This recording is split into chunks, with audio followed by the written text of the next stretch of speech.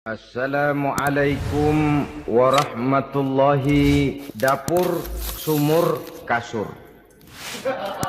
Kasur, sumur, dapur. Seolah-olah wanita terpaut dengan 3 ur itu tadi. Seolah-olah wanita tidak bisa berbuat lebih banyak daripada itu. Bahkan di tengah masyarakat jahiliyah, bayi perempuan mendatangkan aib sehingga mereka lalu dikubur hidup-hidup. Maka datang Islam dengan tegas mencanangkan satu revolusi yang mengangkat harkat dan martabat kaum wanita. Nabi bersabda, "An-nisa'u imadul bilad. Iza saluhat saluhal bilad, wa iza fasadat fasadal bilad." Wanita adalah tiang negara. Jikalau baik wanita, baiklah negara. Jikalau rusak wanita, hancurlah negara. Dalam berbagai ayat Al-Quranul Karim menjelaskan tentang wanita dan peranannya. Al-Quran bercerita tentang Siti Hawa. Al-Quran bercerita tentang anak perempuan Nabi Adam, Iklima dan Labuda, yang menyebabkan Habil dan Qabil saling berbunuh-bunuhan. Al-Quran menceritakan bagaimana ibunya Nabi Musa mendapat wahyu untuk menghanyutkan anaknya di hilir sungai Nil. Al-Quran bercerita tentang Siti Maryam, ibu daripada Nabi Isa. Al-Quran bercerita tentang 2 putri Nabi Yusuf, yang akhirnya salah satunya menjadi istri daripada Nabi Musa. Pun Al-Quran bercerita tentang Ratu Balkis, seorang wanita yang menjadi penguasa di negeri Sabah, yang demikian besar pengaruhnya dan wawasannya. Dan banyak lagi Al-Quran menceritakan keadaan kaum wanita, sampai-sampai dalam Al-Quran ada satu surah yang dinamakan surah An-Nisa. Ini seluruhnya berarti bahwa Al-Quran telah menempatkan kaum wanita dalam satu posisi yang mulia dan terpuji. Al-Quran memberikan emansipasi, bahwa wanita berhak mengejar kemajuan sebagaimana halnya kaum laki-laki. Tetapi sungguh pun demikian, Al-Quran tetap memberikan batasan-batasan sepanjang emansipasi itu tidak bertentangan dengan kodrat kewanitaan itu sendiri. Kalau persamaan dan kemajuan, kalau emansipasi dan hak asasi sudah tidak sesuai lagi dengan kodrat kewanitaan, pada akhirnya bukan mengangkat harkat dan martabat kaum wanita, justru malah merendahkan derajat dan martabat kaum wanita itu sendiri. Seperti sebagian besar wanita ini, mereka berteriak menuntut tentang persamaan hak, tapi mereka melupa apa batasan daripada persamaan hak itu sendiri. Sesungguhnya Islam dengan segala konsepsinya yang mengangkat martabat kaum wanita itu, memberikan keleluasaan kepada kaum wanita untuk maju bersama laki-laki sepanjang tidak menginjak-injak kodrat kewanitaan itu sendiri. Kalau sudah sampai kepada menginjak kodrat kewanitaan, maka akan merendahkan martabat kaum wanita. Sebab apa? Secara fisik dan psikis, agaknya memang laki-laki sudah ditakdirkan oleh Allah untuk menjadi pembimbing bagi kaum wanita. Walaupun tidak tertutup kemungkinan wanita tampil sebagai pemimpin, tetapi dari segi fisik biologis misalnya, laki-laki itu diciptakan kekar, kuat untuk memikul dan melaksanakan tugas-tugas yang berat. Sedangkan perempuan pada umumnya adalah lembut, ayu, lemot, denok, geboy, dan lain sebagainya.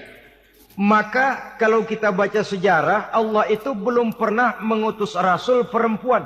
Semua rasul laki-laki. Sebab apa? Secara fisik biologis tugas kerasulan lebih dimungkinkan oleh seorang laki-laki. Tugas rasul itu berat.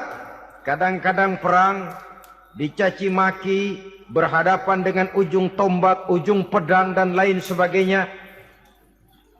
Makanya seluruh rasul laki-laki, dan Allah belum pernah mengutus rasul perempuan. Dari segi lain, perempuan itu banyak terhalang untuk melaksanakan ajaran agama. Misalnya 1 minggu dalam sebulan perempuan itu terkena cuti khusus, mengalami masa menstruasi, tidak sholat, tidak puasa, tidak melaksanakan ajaran agama yang tidak dibolehkan pada saat menstruasi itu. Kalau ada rasul perempuan, lalu saat malaikat akan menyampaikan wahyu, kebetulan rasulnya sedang wah, itu bisa balik-balik lagi malaikat Jibril ke langit itu. Mau turun nyampein wahyu, balik lagi ke atas, ditegur, kenapa balik lagi Jibril? Rasulnya lagi head.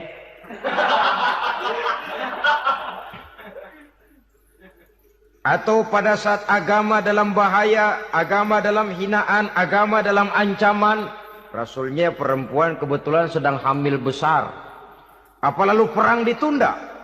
Pengumuman perang ditunda saja sampai rasul melahirkan.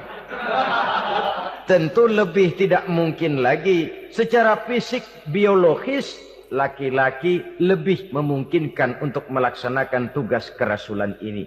Maka seluruh rasul yang diutus Allah adalah laki-laki. Saudara hadirin yang saya muliakan, sungguh pun demikian, Islam itu mengangkat martabat wanita sedemikian tinggi sebagai tiang negara yang menentukan jatuh dan bangunnya negara, yang ikut mewarnai bahkan menjadi warnanya suatu negara. Walaupun peranannya memang tidak begitu kelihatan, tapi sesungguhnya amat sangat menentukan. Oleh karenanya, secara umum, emansipasi yang digariskan oleh Islam, emansipasi yang tidak bertentangan dengan kodrat kewanitaan di berbagai aspek kehidupan. Kalau sekarang emansipasi ini kelihatannya sudah salah pasang, salah kaprah. Bahkan belum lama kita menyaksikan bagaimana ada binaragawati. Di zaman sekarang perempuan sudah mulai angkat besi. Saya mulai mikir kalau perempuan sudah pada angkat besi, ini sudah tanda suaminya udah dekat dibanting-bantingin ini. Tahun-tahun mendatang mungkin akan menyusul perempuan mulai narik becak.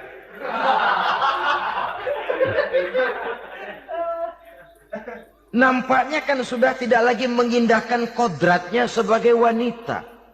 Ada olahraga yang hanya pantas dikerjakan oleh laki-laki.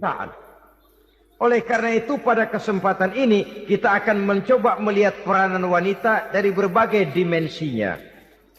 Yang pertama, peranan wanita sebagai istri. Adalah Rasul memilih istri pertamanya Sayyidatuna Khadijah radhiyallahu anha. Kalau pilihan utama beliau pertama kali nikah dengan Siti Khadijah, jelas itu pilihannya bukan karena kecantikan. Kenapa? Beliau nikahi Siti Khadijah dalam usia 40 tahun Khadijah dan 25 tahun Rasul. Statusnya janda pula. Kalau beliau seorang pemburu kembang, pemburu bunga, kenapa mesti nikah dengan janda berumur 40 tahun? Sedangkan beliau waktu itu masih berumur 25 tahun. Apa sasaran utamanya? Bisa kita lihat nanti. Setelah beliau diangkat menjadi Rasul, ternyata Khadijah lebih daripada seorang istri, beliau masuk ke dalam staf Nabi. Orang lain beliau belum beriman, beliau malah beriman lebih dahulu sebagai perempuan pertama yang masuk Islam. Orang lain memusuhi Nabi, beliau malah mengorbankan hartanya untuk membantu perjuangan Nabi. Istri setia semacam ini, dengan peranannya sebagai istri yang sedemikian rupa, memberikan andil yang sangat besar bagi kesuksesan dan keberhasilan seorang suami. Sebaliknya, seorang istri bisa mempengaruhi suaminya. Seorang suami yang jujur, polos, lugu, sederhana, bisa jadi koruptor ulung kalau didorong-dorong oleh istrinya. Seorang istri Pak Lurah memang tidak ikut mengatur kelurahan, tapi dia bisa mewarnai suaminya. Seorang istri gubernur memang tidak ikut mengatur provinsi, tapi dia bisa mewarnai suaminya. Sepanjang warnanya positif, tentu sangat baik dan sangat diharapkan. Tetapi kalau warnanya negatif, kiamatlah akibatnya umat ini. Oleh sebab itu, peran pertama dari kaum wanita sesungguhnya adalah sebagai istri yang mendampingi suami untuk mengolah dan melaksanakan tugas-tugas besar. Dari seorang yang paling kecil sampai kepada seorang yang punya jabatan paling tinggi sekalipun, pengaruh dan peranan istri memang sangat menentukan. Saudara hadirin kaum muslimin rahimakumullah. Itulah sebabnya Nabi menikah dengan Siti Khadijah. Dan lebih dari itu, sebelum menikah dengan Nabi, Siti Khadijah itu sudah terkenal sebagai pengusaha wanita, business girl kalau bahasa sekarang ini. Bahkan jaringan-jaringan bisnisnya tidak hanya Mekah saja, tidak hanya antar kota, bahkan sudah antar negara, dari Mekah ke Syam, dari Mekah ke Madinah dan lain sebagainya, yang bahkan kita tahu Rasul pada mulanya pun ikut membantu perdagangannya Siti Khadijah radhiyallahu anha ini. Jadi kalau bercermin dari karier Siti Khadijah, boleh saja wanita bergerak di bidang bisnis, asal memang profesi, bukan karena dengan senjata dan modal kecantikan lalu membujuk dan meraih orang sampai telak sehingga bisnisnya berjalan lancar dengan jalan menjual kecantikannya. Tidak. Bergerak di bidang bisnis yang memang profesinya di situ. Tidak ada salahnya. Bisa saja perempuan menjadi bisnis girl seperti yang dicontohkan oleh Siti Khadijah radhiyallahu anha ini. Sebab itu kontes-kontesan yang hanya bertitik kepada rupa yang ayu saja, rupa yang cantik saja, sesungguhnya bukan hanya tidak bermanfaat, tapi saya pikir juga sangat tidak mendidik. Yang mengajar anak-anak remaja putri kita untuk berlomba-lomba hidup dalam kepalsuan.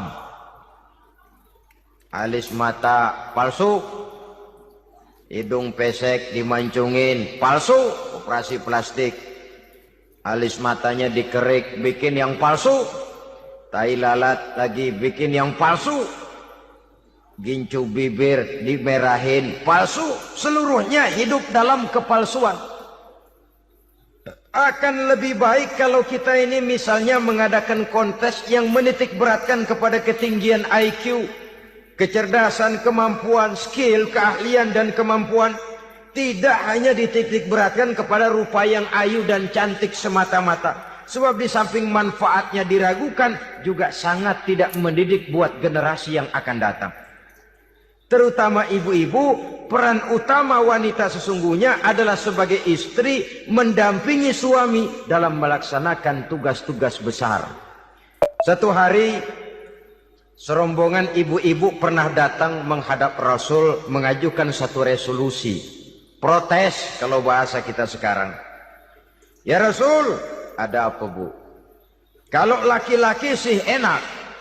Enak bagaimana? Iya, kalau orang laki-laki sholat, perempuan sholat. Laki-laki puasa, perempuan puasa. Laki-laki pergi haji, perempuan pergi haji. Laki-laki menuntut ilmu, perempuan bisa menuntut ilmu. Tapi kalau laki-laki pergi jihad, perang membela agama, kami perempuan tidak bisa ikut jihad perang di medan pertempuran.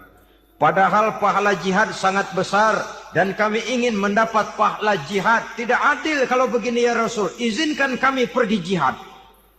Ini perempuan di zaman Rasul.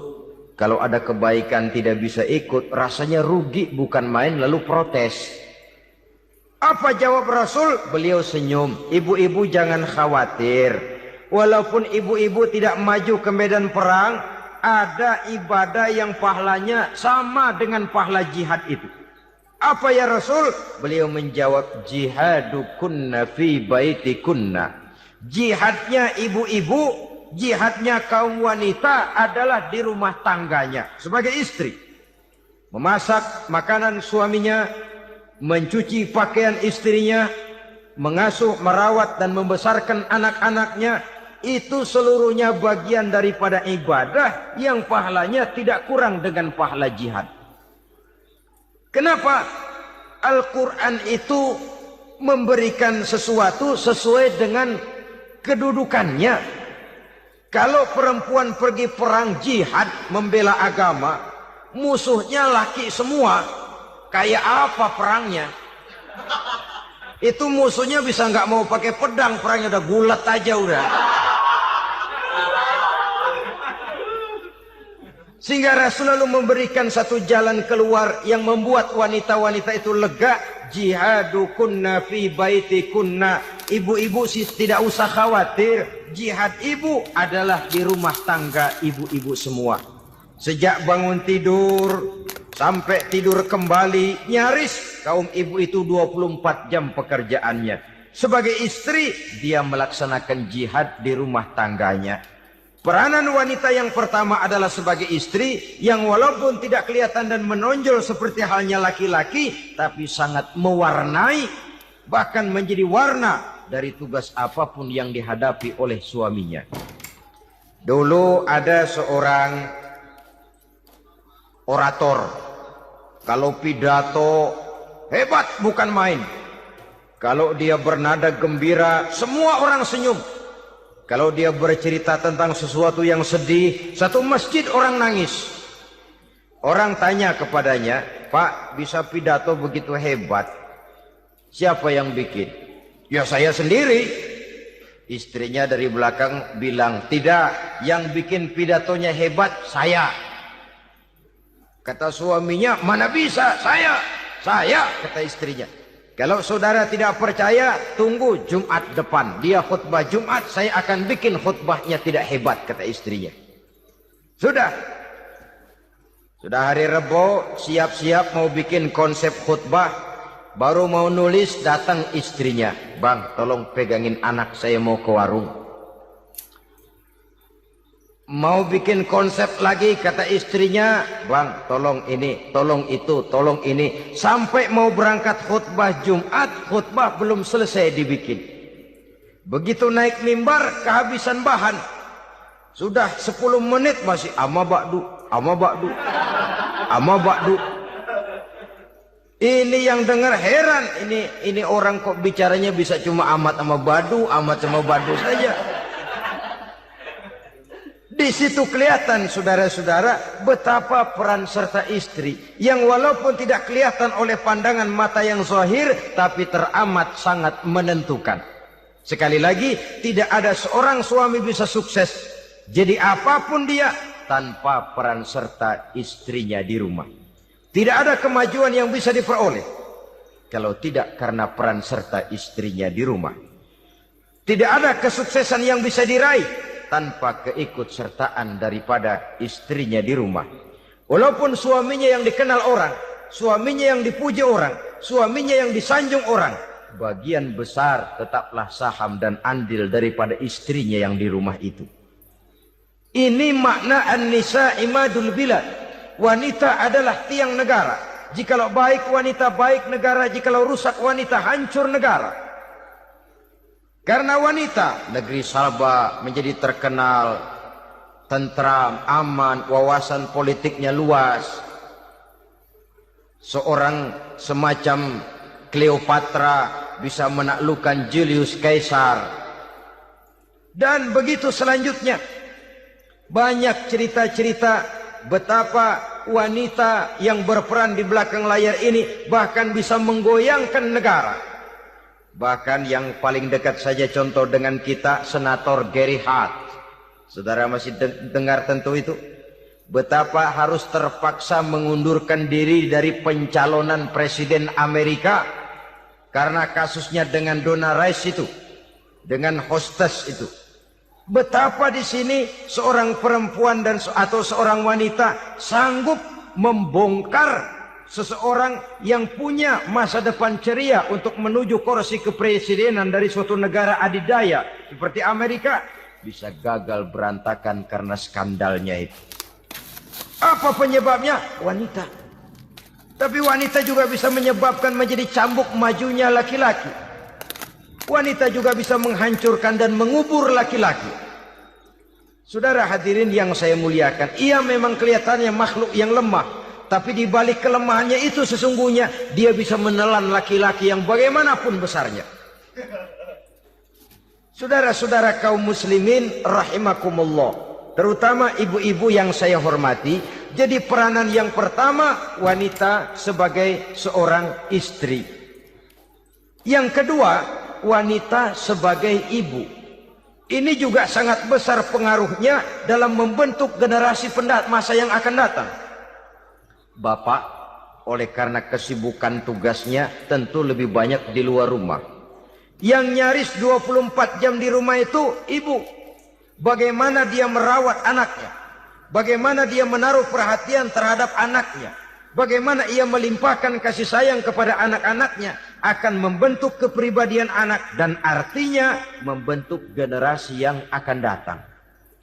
Kalau seorang ibu sudah cuek-cuek saja kepada anaknya, padahal Quran mengatakan al-jannatu tahta aqdamil ummahat, surga di bawah telapak kaki ibu. Hadis ini bisa kita artikan macam-macam. Pertama, anak tidak akan mendapat kebahagiaan tanpa ridho daripada ibunya. Kedua, ibu adalah wanita agung yang harus ditaati. Ketiga, neraka atau surga anak bergantung kepada ibu. Bagaimana dia mewarnai anak. Kalau ibunya cuek-cuek saja sama anaknya, dan sering jadi contoh klasik, kalau anak ayamnya beduk maghrib belum pulang, satu RT dicariin. Hansip diundang, kalau perlu dan Ramil dilaporin. Tapi kalau anak gadisnya jam 12 tengah malam belum pulang, ibu tenang saja, Bang. Tidak tergerak dan tidak tertarik hatinya. Ya tentu tidak semua. Kalau sudah begitu, bukankah hakikatnya ibu sudah menciptakan neraka buat anaknya sendiri? Khalil Gibran dalam satu tamsil yang indah pernah mengatakan, kalau kita diberikan sebutir mutiara, sebutir intan, dan intan itu sebutirnya sebesar telur ayam, benda yang sangat langka dan berharga, tentu kita sayang intan atau mutiara itu.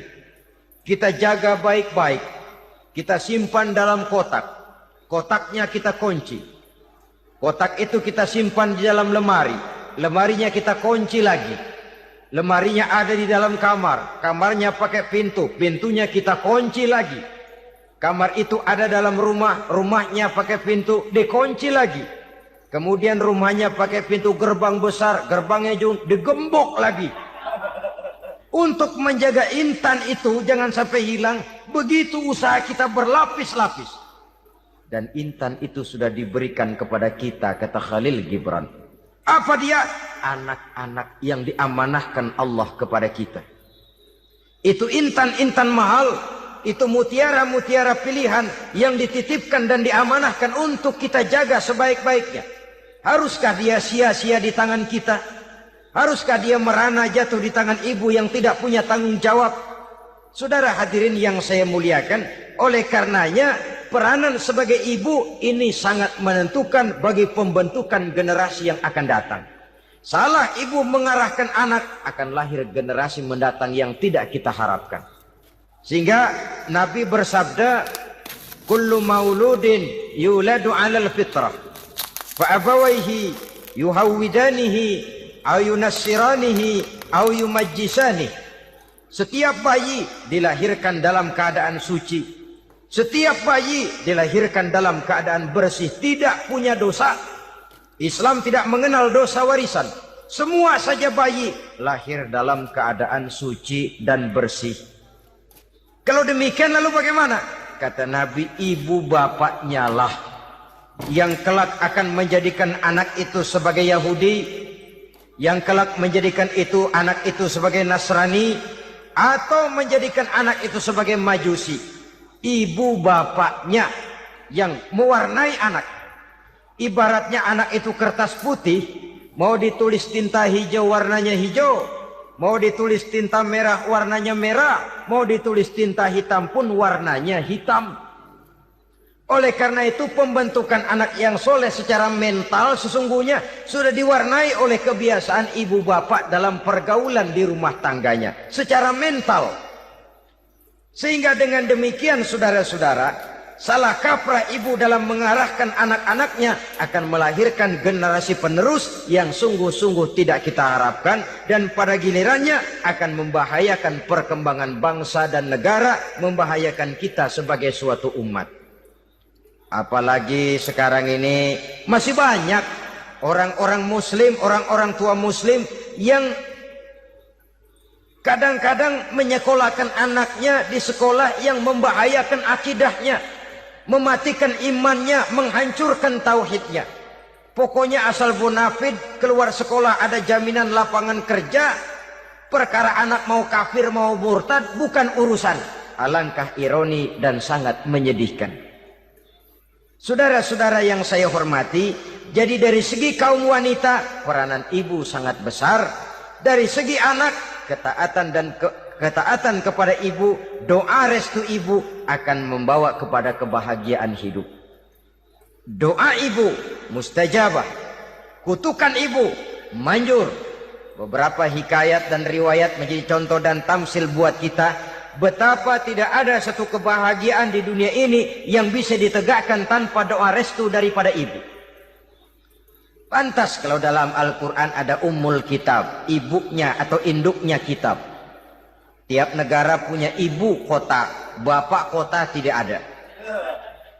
Lalu lagi wawasan Nusantara disebut ibu pertiwi, bapak pertiwi kemana tahu. Saudara hadirin yang saya muliakan, lalu dalam peringatan hari-hari besar nasional ada yang namanya Hari Ibu. Hari bapak nggak pernah diperingati. Ada Hari Ibu, dan ibu itu pun ada Ibu Kartini, ada Ibu Dewi Sartika, dan macam-macam lagi yang seluruhnya merupakan refleksi dan gambaran betapa peranan kaum wanita di dalam kehidupan ini yang memang banyak mewarnai dan menjadi warna dari suatu kegiatan. Saudara-saudara kaum muslimin rahimakumullah, apabila yang pertama tadi kita melihat peranan kaum wanita sebagai istri, betapa ia berpengaruh besar dalam ikut menunjang keberhasilan dan kesuksesan suaminya. Kemudian pada peranannya yang kedua, wanita sebagai ibu di rumah tangga, betapa ia ikut membentuk, mempengaruhi, mewarnai dan membimbing kepribadian anak sebagai generasi penerus. Maka pada peranan yang ketiga ini kita akan melihat wanita sebagai social agent, sebagai penggerak kegiatan sosial di berbagai bidang kehidupan. Apakah itu bernama majelis taklim, apakah itu bernama perkumpulan dan yayasan-yayasan kemanusiaan, organisasi-organisasi yang bergerak di bidang pendidikan, bahkan di zaman sekarang bukan hanya menjadi penggerak sosial, bahkan sudah banyak kaum wanita yang menggerakkan satu bangsa. Dunia mengenal Margaret Thatcher, dunia mengenal Indira Gandhi, dunia mengenal Bandara Naike, dunia mengenal Corazon Aquino, dunia mengenal Golda Meir dulu itu dari Israel. Dunia mengenal Imelda Marcos yang ambisius, tapi yang kemudian melangkah kepada jalan yang negatif dari tujuan semula. Ini bukan hanya sekedar social agent, tapi bahkan sudah mengarah kepada menggerakkan dan mewarnai suatu bangsa. Islam membuka pintu ke arah itu. Wanita duduk dan berfungsi sebagai social agent, mengurus berbagai macam perkumpulan-perkumpulan yang bertujuan kepada kebajikan, menyantuni yatim piatu, memelihara kesehatan, menyayangi binatang, memelihara kelestarian lingkungan dan lain sebagainya. Islam membukakan pintu sepanjang peranan sebagai istri dan sebagai ibu tidak diabaikan. Ini sebab yang utama. Salah seorang perempuan, kaum wanita, kalau terlalu aktif berorganisasi, terlalu aktif bermasyarakat, terlalu aktif dalam berbagai macam perkumpulan, lalu melupakan tugas utamanya sebagai istri dari suaminya, sebagai ibu dari anak-anaknya. Ibu asik rapat sana, rapat sini. Anak tidak pernah diajak rapat, akhirnya si anak bikin perkumpulan sendiri, rapat menurut versi mereka. Sehingga akibatnya yang timbul anak merasa kurang diperhatikan oleh ibunya. Ngaji bagus, tapi kalau sepanjang hari ngaji saja, suami pulang mau makan tidak ada makanan, mau berganti pakaian belum lagi diteriska pakaiannya, tentu ini melupakan fungsi yang utama. Kegiatan sosial, kegiatan di organisasi adalah jadwal kegiatan setelah fungsi sebagai istri dari suami, sebagai ibu dari anak-anak dilaksanakan dengan sebaik-baiknya. Bukan tidak baik ngaji, kalau dari ngaji ke ngaji saja. Bangun tidur ngaji. Jam 7 ngaji, berangkat jam 11. Sholat zuhur berangkat ngaji lagi, pulang sore, malam ngaji lagi. Suami tidak terurus, anak-anak pun terbengkalai, rusaklah rumah tangga. Dan bukankah satu bangsa terdiri dari satu tatanan masyarakat? Dan tatanan masyarakat yang paling kecil bernama keluarga.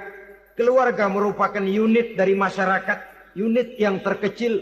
Dan keluarga terdiri dari pribadi-pribadi yang merupakan bapak, ibu, dan anak-anak.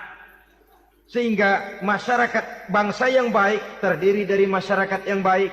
Masyarakat yang baik tersusun dari keluarga-keluarga yang baik. Dan keluarga yang baik akan muncul dari pribadi dan individu yang baik. Pribadi dan individu yang baik yang sadar mana kewajiban yang primer, mana kewajiban yang sekunder. Sebagai social agent, dia lalu mawas diri dengan tetap mempertimbangkan kodrat kewanitaannya itu tadi. Saya ikut prihatin kalau ada perempuan main sepak bola. Dan saya yakin betul kalau perempuan main sepak bola, yang nonton pasti bukan nonton bola. Ya mungkin bola juga, tapi bola yang mana? Itu wallahu a'lam. Ya dicari olahraga yang sesuai dengan kodrat kewanitaan begitu. Dicarilah olahraga yang sesuai dengan kodrat kewanitaan. Sepak bola sudah maju, ya belakangan saya katakan tadi muncul lagi wanita angkat besi. Belakangan bisa kita bayangkan wanita main tinju. Babak belur sudah kalau sudah begitu. Kemajuan dengan melupakan kodrat kewanitaan akan menyengsarakan kaum wanita itu sendiri. Silahkan maju menjadi social agent, menjadi penggerak di masyarakat. Para istri Rasul bisa kita jadikan satu figur. Siti Khadijah, figur sebagai istri pendamping. Yang setia, dikala suaminya bingung, ia tampil memberikan pandangan. Dikala suaminya bingung, ia memberikan tanggapan. Dikala suaminya dimusuhi orang, ia menampakkan kesetiaannya. Kau tidak sendiri bang, aku di sisimu. Dikala jiwanya gelisah ketika pertama kali menerima wahyu berhadapan dengan malaikat Jibril, Khadijah yang menghibur. Kalla ma yukhzikallahu abada. Tidak apa-apa bang, Allah tidak akan menyusahkan kau untuk selamanya. Tenang sajalah, tenang. Abang orang baik-baik, Allah tidak akan menyengsarakan abang. Peran sebagai istri. Dan Rasul mantap. Sehingga bertahun setelah Khadijah wafat, selalu terkenang dan dikenang oleh Rasul. Pernah satu saat beliau itu seperti orang melamun. Aisyah tanya, kok seperti ngelamun bang? Iya kata Rasul, saya seperti mendengar suara terompahnya Khadijah di surga. Padahal Khadijah sudah lama wafat. Aisyah mendengar itu rada sedikit manyun. Kata Aisyah, bang cukup sekali ini saja, jangan sebut-sebut lagi nama itu ya. Cemburu rupanya. Ya soal cemburu sih nggak bini Nabi, nggak bini kita, namanya cemburu. Perempuan mesti ada. Apa jawab Rasul? Ya Humairah, Aisyah, haruskah saya melupakan seseorang yang dikala orang lain memusuhi saya, dia mati-matian membela saya. Dikala orang lain mau membunuh saya, dikorbankan hartanya untuk membantu perjuangan saya. Mestikah saya melupakan orang yang begitu baik? Tidak, Aisyah. Sepanjang nafas masih ada, sepanjang itu saya tidak akan bisa melupakan Khadijah sayang. Peran sebagai istri Khadijah ini. Peran sebagai istri. Suaminya bingung, istrinya memberikan hiburan. Kadang kan tidak, suami bingung, istri bingungan lagi. Ya sudah, mari ramai-ramai kita bingung sudah. Bukan mencari jalan keluar, yang sudah bingung malah ditambahin bingung lagi. Saudara hadirin yang saya hormati, lalu figur Siti Aisyah, muda, cantik, kreatif, cerdas. Kalau bahasa sekarang barangkali wanita karier ini. Ini figur-figur loh. Jadi punya keistimewaan masing-masing, sehingga ada pilihan. Ya tentu orang mencari istri itu kan karena ada dasar pilihan. Mungkin rupanya kurang menarik tapi akhlaknya bagus. Mungkin akhlaknya sedang-sedang saja tapi potongannya cakep. Masih ada pilihan. Sudah potongan jelek, akhlak bejat. Emangnya lu milih merem tempo hari ya?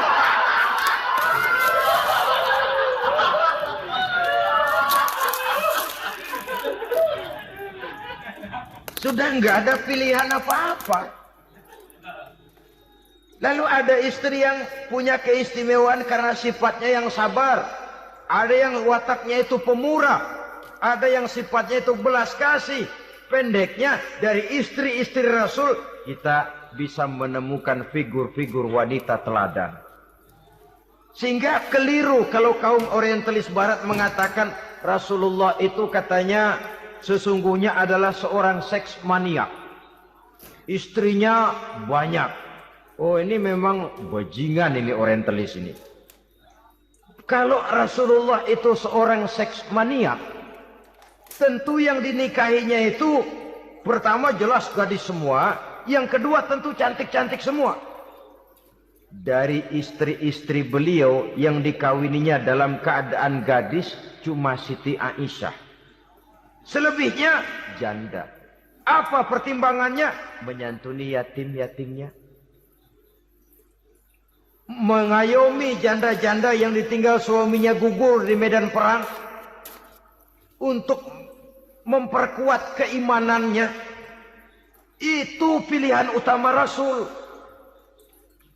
Kita sekarang ini ya ngakunya sih ikut sunnah Rasul. Cuma sunnahnya urusan kawin melulu. Ada duit sedikit, kawin maning, kawin maning. Ditanya orang kenapa kawin melulu sih mas, sunnah Rasul. Bukan main. Kalau sudah urusan kawin pahlawan betul sunnah Rasul. Padahal kawin lagi dalam Islam itu sungguh pun boleh tapi tidak diperintah. Tidak diperintah, memang cuma boleh. Itu kalau dalam pesawat itu cuma semacam emergency exit lah ya. Yang tidak boleh sembarang waktu bisa dibuka. Kalau memang sanggup berlaku adil, tafadhol. Kalau tidak, satu juga nggak habis. Lagian saya kira perempuan itu kan cuma perbedaan rupa saja. Perbedaan selera saja. Seperti singkong dengan sate, bedanya kan cuma di tenggorokan. Kalau sudah masuk ke perut, kenyangnya kan sama. Perempuan cuma berbeda dalam selera, rasanya barangkali ya, barangkali.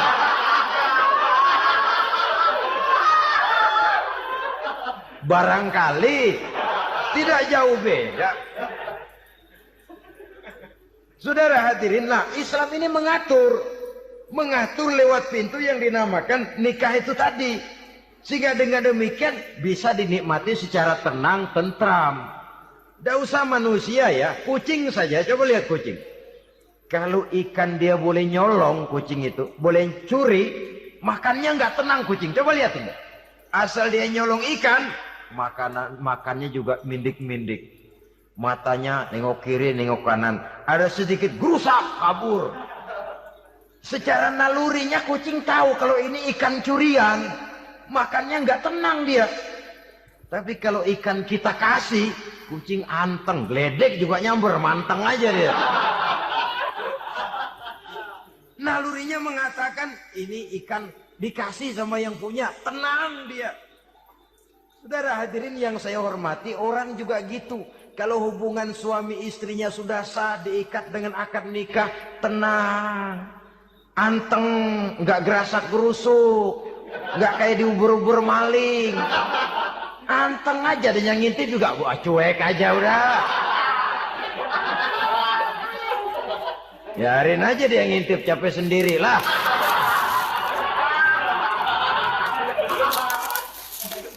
Tapi kalau nyuri-nyuri, coba lihat dah. Mana di kebun. Banyak nyamuk. Banyak nyamuk. Ansip mukul tiang listrik, dia yang bingung. Islam ini sesungguhnya memudahkan jalan, saudara-saudara. Jadi sebagai social agent, wanita bisa melakukan, bisa berperan untuk itu. Apalagi untuk hal-hal yang menyangkut wawasan kemanusiaan, di mana kaum wanita karena emosinya lebih tinggi daripada kaum wanita laki-laki, dia sangat peka terhadap masalah-masalah yang menyangkut kemanusiaan. Hatinya mudah tergugah, perasaannya cepat terenyuh. Dengan penderitaan dia cepat tergugah. Dia bisa menjadi social agent tanpa harus melupakan fungsi utama sebagai istri dan sebagai ibu dari anak-anaknya, sebagai istri dari suaminya. Saudara hadirin yang saya muliakan, dahulu Al-Quran pernah menceritakan betapa istri-istri pembesar di istana mewah di zaman Nabi Yusuf, kalau istilah sekarang nyonya-nyonya jet set, nyonya-nyonya VIP, betapa mereka mau memporak-porandakan keimanan seorang pemuda seperti halnya Nabi Yusuf alaihi salam. Dan Nabi Yusuf kemudian ternyata tidak mau jadi gigolo yang kerjanya hanya menyenangkan wanita-wanita jet set kelas VIP ini tadi. Sesungguhnya ini cuma satu simbol yang kejadiannya bisa saja terjadi pada zaman modern dalam versi dan kondisi yang berbeda. Namun bagaimanapun juga wanita dengan peranannya sebagai social agent, sebagai penggerak masyarakat, sangat besar pengaruhnya dalam ikut mewarnai perkembangan suatu negara. Seorang suami perlu memberikan dorongan kalau istrinya aktif di bidang sosial. Asal dengan catatan saja, fungsi sebagai istri, fungsi sebagai ibu, jangan sampai terlantar karenanya. Bahkan saya katakan tadi, di zaman sekarang wanita tidak lagi hanya berfungsi sebagai social agent, bahkan sebagai national agent, penggerak dari satu bangsa. Muncul wanita-wanita yang jadi menteri, yang jadi anggota DPR, bahkan yang jadi kepala desa dan lain sebagainya. Secara umum memang ar-rijal qawwamuna 'alan nisa. Laki-laki adalah pembimbing bagi kaum wanita karena kelebihan fisik biologis, kelebihan kemampuan intelektual dan lain sebagainya. Namun wanita pun boleh saja menjadi social agent sepanjang catatan yang saya sampaikan tadi. Jangan sampai melupakan kodrat kewanitaan, jangan sampai mengalahkan fungsi sebagai istri dari suaminya, sebagai ibu daripada anak-anaknya. Nah, kemudian fungsi yang keempat di bidang ilmu pengetahuan. Islam memberikan kesempatan yang sama kepada kaum wanita.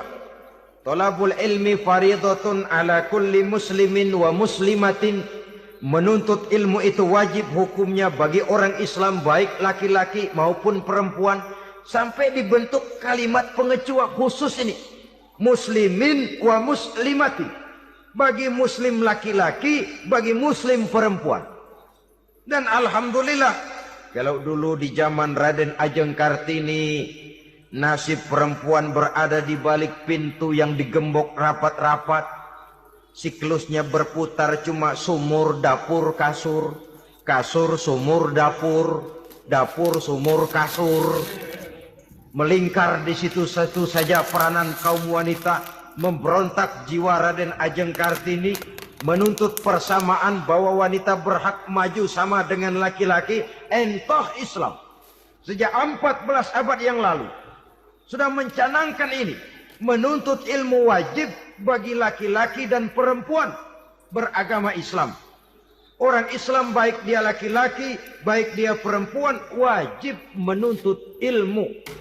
Ilmu dalam artian umum. Tidak hanya sekedar fikih tauhidnya, ya di bidang kedokteran, di bidang teknik, di bidang hukum, dan lain sebagainya. Ini yang perlu dibanggakan. Kalau perlu ini yang perlu diadakan kontes. Kontes IQ. Wanita yang paling berprestasi di bidang ilmiah. Wanita yang punya prestasi di bidang menjaga kelestarian lingkungan hidup.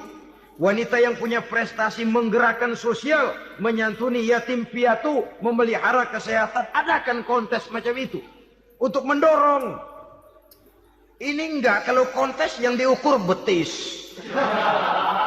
bibir, pinggul, payudara, lubang hidung, ukur sekalian kita. Apa manfaatnya dan apa unsur pendidikan yang ada di dalamnya? Tidak menguntungkan, tidak mendidik, dan tidak membawa manfaat. Kecuali lalu yang timbul pola hidup konsumen, pola hidup konsumer, pola hidup yang material, pola hidup yang wah, pola hidup yang gemerlapan. Ya, kalau oleh anak-anak muda yang terjangkau, kalau tidak, dia hanyut ditelan mimpinya. Dia ingin bergaya hidup jet set. Sementara dia dihadapkan oleh kenyataan bahwa dia tinggal di kampung. Ibu bapaknya orang kampung. Dan lain sebagainya. Jiwanya berontak. Terjadilah kegalauan. Terjadilah kerancuan. Terjadilah komplikasi. Perang di batin. Antara keinginannya dengan lingkungan nyata yang dihadapinya. Dan kalau sudah ada gejala semacam itu, penyakit-penyakit kejiwaan akan mudah muncul. Ini gejala terutama buat orang-orang yang tinggal di daerah transisi. Kota besar bukan, kampung banget juga enggak. Daerah cekak. Akibatnya gayanya ya sering gaya enggak karu-karuan. Gaya kepalang tanggung jadinya. Saudara hadirin yang saya muliakan, akhirnya apa? Santri tapi lagunya kayak koboi. Koboi tapi sesungguhnya santri. Saudara hadirin yang saya hormati, maka di bidang ilmu pengetahuan wanita mempunyai peranan yang sangat besar. Dia bisa tampil dengan karya-karya ilmiahnya yang membawa manfaat bagi perkembangan agama, bangsa dan negaranya. Majulah kaum wanita dengan ilmu pengetahuan, tuntutlah ilmu seluas-luasnya. Kita hidup di satu negara yang merdeka, kita beragama yang memberikan satu keyakinan bahwa menuntut ilmu merupakan kewajiban, bahwa peranan wanita tidak hanya di belakang dapur, lain sebagainya yang seluruhnya terpantul dari dinamika kehidupan kaum wanita. Saudara-saudara kaum muslimin rahimakumullah. Kemudian yang kelima, peranan wanita dalam bidang agama. Kita bersyukur sekarang ini gejalanya dimanapun pengajian, biasanya lebih ramai pengajian ibu-ibu dari bapak-bapak. Peringatan hari-hari besar keagamaan, biasanya lebih ramai ibu-ibu daripada bapak-bapak. Pengajian, ibu lebih ramai. Padahal kalau bicara sibuk, lebih sibuk ibu daripada bapak misalnya. Kalau sudah pengajian bapak-bapak, biasanya pengajiannya ramai cuma 3 giliran itu. Pembukaan, maulid, penutupan. Kalau sudah yang rutin pengajian tiap minggu, 3 pojok yang ngaji. Yang atu nguap, yang atu pules, yang atu ngiler. Saudara hadirin yang saya muliakan, ada badan kontak majelis taklim yang merupakan wadah daripada kegiatan ibu-ibu. Ada Ittihadul Muballighat, Persatuan Muballighat. Ada Persatuan Para Asatizah. Dan macam-macam lagi peranan ibu-ibu di dalam kehidupan beragama. Tapi sesungguhnya harus dimulai dari bagaimana si ibu mewariskan jiwa agama kepada anak-anaknya di rumah tangganya. Kalau itu gagal, dia mau melangkah ke masyarakat, dia sudah gagal sejak awal sesungguhnya. Keberhasilannya dia menata masyarakat akan mengakibatkan dia nanti bernasib seperti Nabi Nuh. Berhasil mengajak beberapa orang kafir mengikuti ajarannya, tapi gagal mengislamkan putranya sendiri Kan'an. Bukan tidak berusaha, tapi memang Allah sudah menghendakinya sedemikian untuk menjadi contoh buat kita semua. Yang penting orang tua berusaha dan berikhtiar. Kalau sudah berusaha dan berikhtiar, anak ternyata memang sulit diurus, barangkali memang fotokopinya Kan'an tuh anak. Ya orang tua kalau sudah berusaha, ya tawakallah. Jangan belum berusaha lalu berkata, jangan anak kita, anak Nabi aja ada yang bengal. Ngajar tidak mau, mengajar anak tidak mau, mendidik anak tidak mau, lalu mencontoh Nabi, salah kaprah namanya. Kaum wanita bisa berperan di dalam agama. Ketika Rasul hijrah, itu kan beliau tidak langsung ke Madinah. Dari Mekah itu beliau mengambil jalan arah ke kiri menuju Gua Sur. Ini dalam strategi militer punya makna sendiri. Jenderal yang ulung, ahli strategi militer ini. Di Gua Sur sana beliau tinggal 2 hari 3 malam. Siapa yang membawa makanan ke Gua Sur? Siapa yang menjadi kurir untuk mengintai kegiatan-kegiatan Quraisy setelah Nabi berangkat hijrah? Asma, putri Abu Bakar Siddiq radhiyallahu anhu. Jadi kurir, jadi spion membawa makanan untuk Rasul dan ayahnya di Gua Sur. Ini peranan wanita. Di tengah bahaya, di tengah keadaan posisi terjepit, Rasul di dalam gua. Diamatinya keadaan Quraisy, dilaporkannya kepada Rasul. Jasa seorang wanita bernama Asma, putri dari Abu Bakar Siddiq radhiyallahu anhu.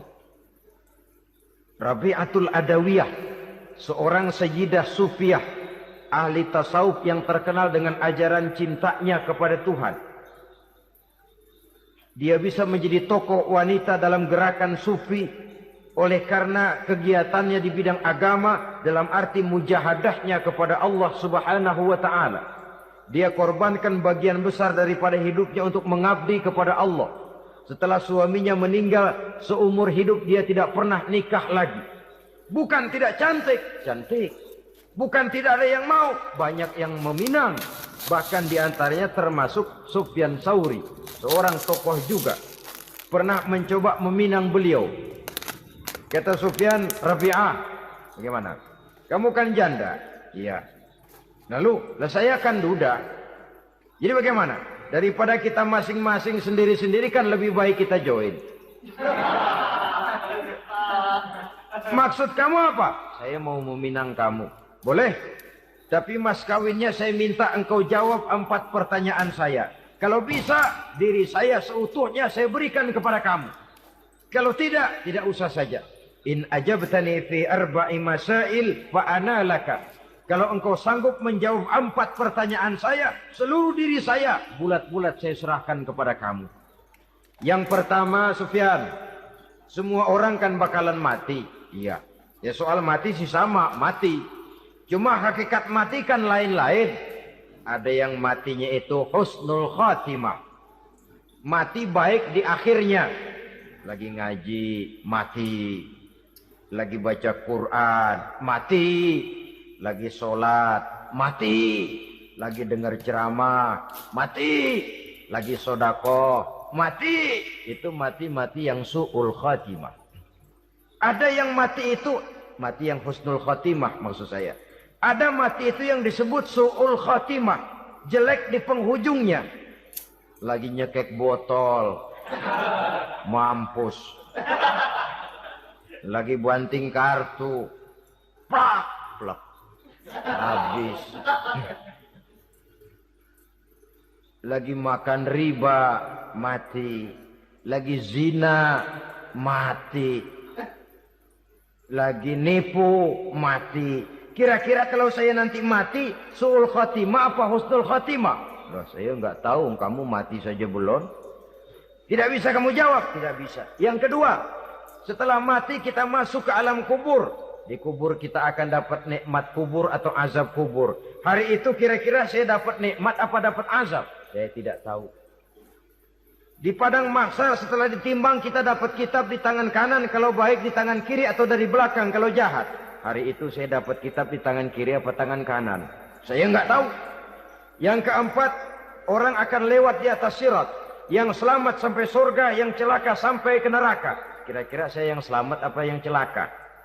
Wah, kata Sofyan, gua nggak tahu, udah butak dah lempangan itu dah. Kalau kau tidak tahu Sofyan, tidak bisa jawab 4 pertanyaan ini, maaf saja, lamaranmu saya tolak dan saya tidak akan nikah. Ini yang saya khawatir. Maka dia terkenal sebagai Sayyidah Sufiyah, tokoh wanita dalam dunia sufi. Dan artinya wanita bisa berperan banyak dalam bidang agama. Sebagai pengasuh majelis taklim, sebagai pengasuh yatim piatu, sebagai gerakan-gerakan keagamaan yang positif dan lain sebagainya. Ini dimungkinkan karena Islam menunjang harkat dan martabat kaum wanita. Maka majulah kaum wanita Islam Indonesia dengan tetap menjaga kodrat kewanitaannya. Inilah yang kita sampaikan pada kesempatan ini. Terima kasih atas segala perhatian. Mohon maaf atas segala kekurangan. Wassalamualaikum warahmatullahi wabarakatuh.